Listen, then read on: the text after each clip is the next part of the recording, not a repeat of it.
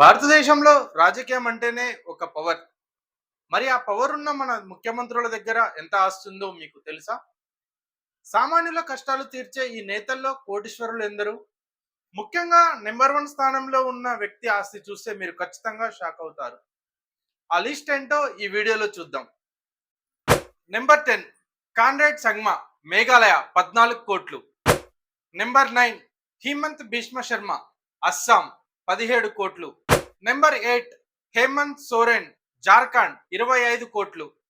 Number 7 Revanth Reddy, Telangana 30 కోట్లు. Number 6 yes Rangaswamy, Puducherry 38 కోట్లు. Number 5 Mohan Yadav, Madhya Pradesh 42 కోట్లు. నెంబర్ 4 నెయిఫియా రియో, నాగాలాండ్ 46 కోట్లు.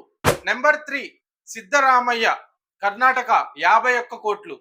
ఇప్పటి వరకు మనం చూసిన వారు ఒక ఎత్తు అయితే ఇప్పుడు చూడబోతున్న టాప్ 2 ముఖ్యమంత్రులు మరో ఎత్తు. వీరి ఆస్తులు వందల కోట్లలో ఉన్నాయి. నెంబర్ 2 పేమా ఖాండు, అరుణాచల్ ప్రదేశ్. ఈయన ఆస్తి అక్షరాల 332 కోట్లు. ఈశాన్య రాష్ట్రాల్లోనే అత్యంత ధనిక ముఖ్యమంత్రిగా ఈయన రికార్డు సృష్టించాడు. ఇక అందరూ ఎదురు చూస్తున్న ఆ నెంబర్ 1 స్థానం మన తెలుగు రాష్ట్ర ముఖ్యమంత్రిది కావడం విశేషం. నెంబర్ 1 నారా చంద్రబాబు నాయుడు, ఆంధ్రప్రదేశ్. అవును, ఏపీ ముఖ్యమంత్రి నారా చంద్రబాబు నాయుడు గారు ఇండియాలోనే అత్యంత ధనిక ముఖ్యమంత్రిగా నిలిచారు.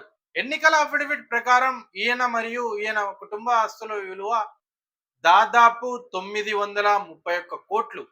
రెండో స్థానంలో ఉన్న వారి కంటే ఇది దాదాపు 3 రెట్లు ఎక్కువ.